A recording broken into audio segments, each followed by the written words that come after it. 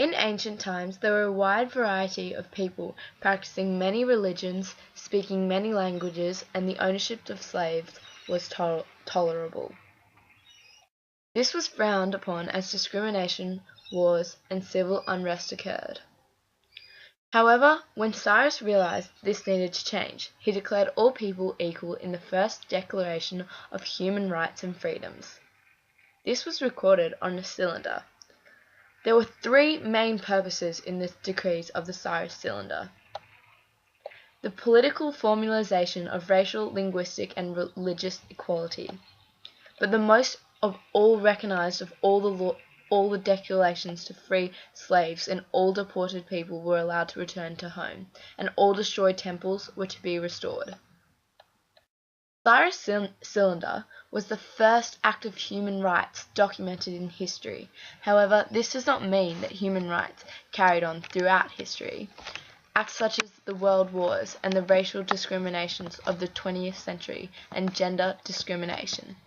Although Cyrus may have changed human rights in Persia, the rest of the world did not follow, and in the long term the cylinder had no effect on human rights and freedoms.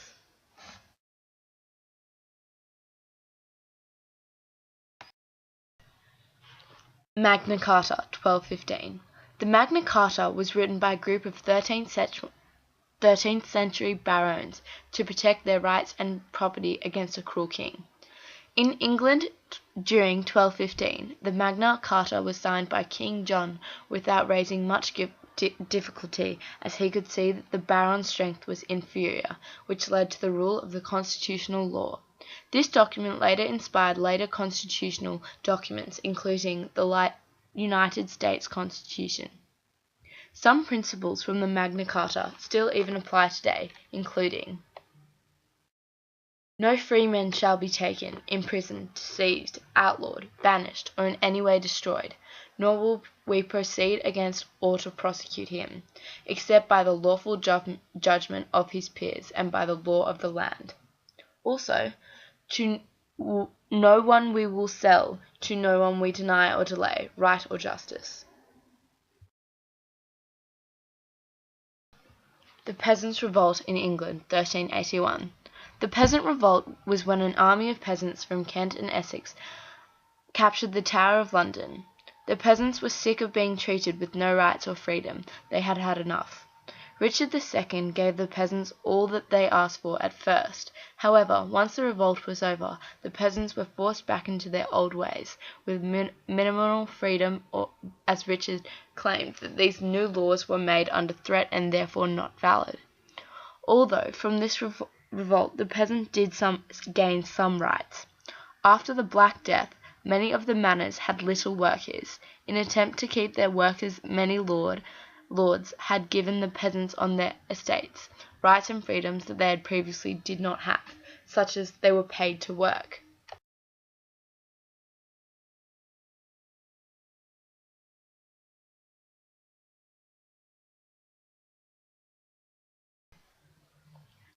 Indian nationalist leader Mohandas Gandhi was born on October 2, 1869, in Porbandar, West India.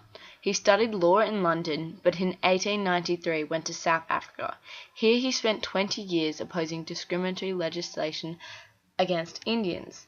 Gandhi became one of the most major political and spiritual leaders of his time, and remains one of the most potent philosophies in freedom struggles throughout the world today. In 1914, Gandhi returned to India, where he supported the Home Rule movement. He became the leader of the Indian National Congress, advocating a policy on non-violent, non-cooperation to achieve independence. His goal was to help poor farmers and labourers protest oppressive taxation and discrimination. He struggled to alleviate poverty, liberate women, and put an end to the cascade discrimination, with the ultimate objective being self-rule for India. Following his civil disobedience campaign, he was jailed for conspiracy. In 1930, he led a landmark 320-kilometre march to the sea to collect salt in symbolic defiance.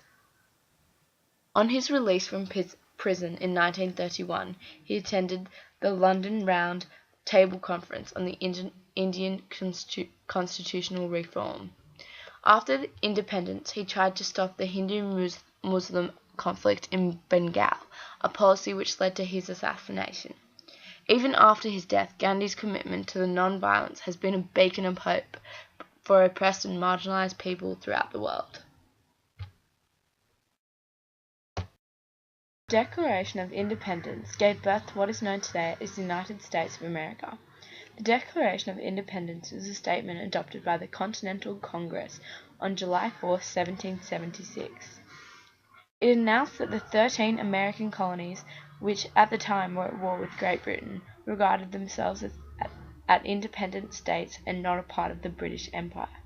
The Declaration of Independence gave Americans the right to form their own country and government and not have to live under the rules of the British. The British Empire took away the Americans' rights and freedoms by putting them into jail for no reason, charging high taxes, and not treating them as human beings.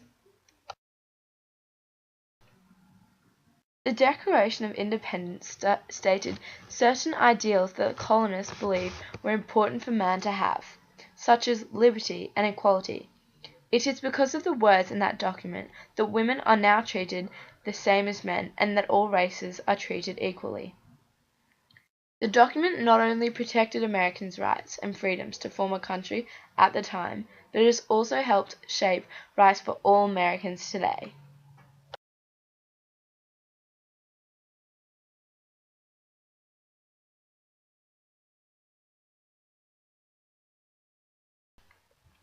World War II, from 1939 to 1945. One of the major influences on rights and freedoms and created massive change throughout our history was World War II. The major part of World War II was the Holocaust. In Germany, a man called Adolf Hitler took power.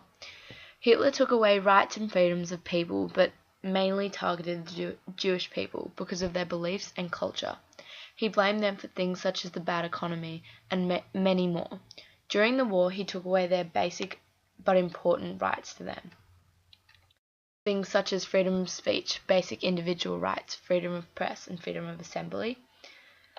They were allowed to detain people without cause, and they could arrest them without limits on the length of incarceration, which was many years. He also put Jewish people into concentration camps, which had horrible conditions, and over the whole period of this war, 6 million Jewish people were killed, women, men, and children. World War II was the cause of the biggest turning point in rights and freedoms known to mankind. These major events in each time period shape our rights and freedoms we have today.